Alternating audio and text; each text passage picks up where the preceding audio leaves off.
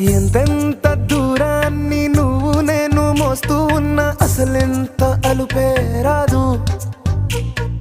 ఎన్నెన్ని తీరాలు నీకు నాకు మధ్యన ఉన్నా కాస్తైనా అట్టే కాదు. నీతో ఉంటే తెలియదు సమయం, నువ్వు లేకుంటే ఎంత న్యాయం. గడియారంలో సెకనుల ముల్లే కంటకి కదిలిందే. నీతో